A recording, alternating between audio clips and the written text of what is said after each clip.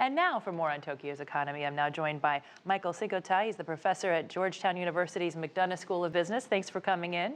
Thank you for having me. Saw you nodding about the crowded streets of Tokyo. Talk to me about the historic importance of this election for that city. Well, for having a woman elected in Japan is a big deal in itself. Japanese do not have a long tradition of encouraging women to move up the scale, the decision ladder. I remember reading about the viceroyship, if you want to call it that, of General Douglas MacArthur after World War II. And MacArthur had a meeting with the Japanese leaders and said, you know, it would be good to have some women in your parliament. And their response was, well, how many should we have? MacArthur gave him a number, and by the next election, exactly that number of women were elected.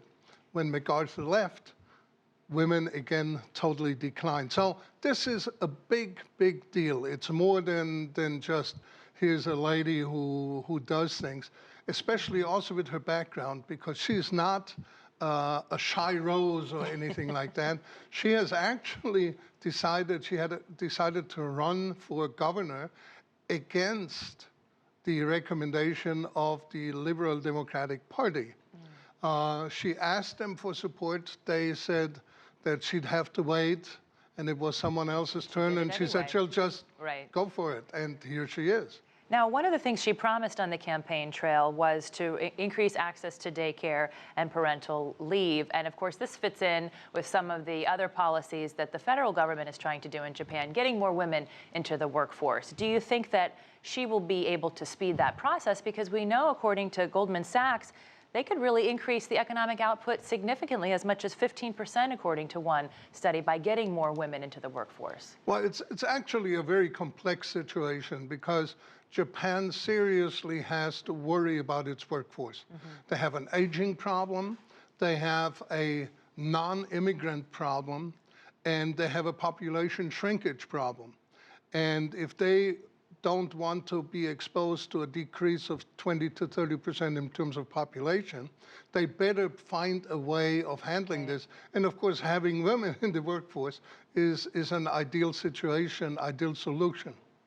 Now, what do we know about her vision for the 2020 games? I mean, she was there at the closing ceremonies in Rio. The torch was essentially passed to her, but there's been a lot of problems even just getting the right estimate for how much these Olympics are going to cost Tokyo. Well, that's always a problem when you look at cities getting a share of the Olympics, and then suddenly somebody starts to wonder about the money. And that happened in Brazil. I remember that happened in '72 in Munich. It happens just everywhere.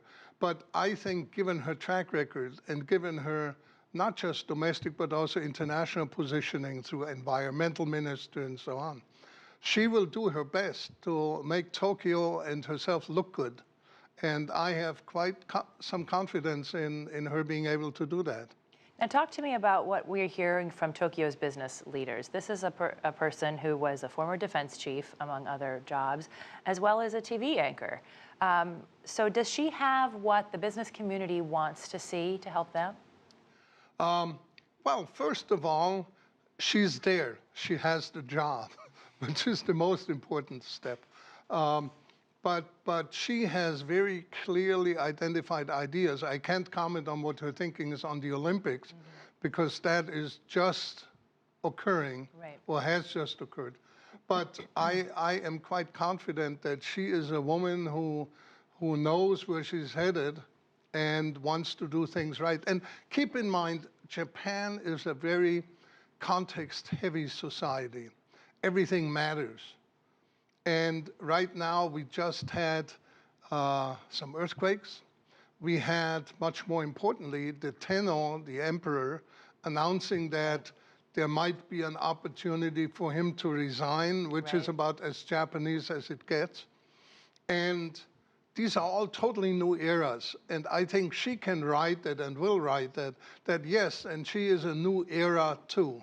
And she brings innovation, capacity, and also, as you quite correctly said, participation of women into the ballgame. But what we should also not forget, Japan has had an economy of deflation for decades now. Yeah, it's going to So be a big everybody is uphill battle. struggling. Prime Minister Abe, how the heck do we get this economy to work? And her ideas of building daycare centers, building hospitals, building places for the aged, fully tracks with capital expenditures, which Prime Minister Abe is considering. How do we get the economy pumping? Right. We need to invest. In what should we invest? She has the answer. All right. Our thanks to you for joining us tonight. We appreciate your time. Great. Thank you for having me.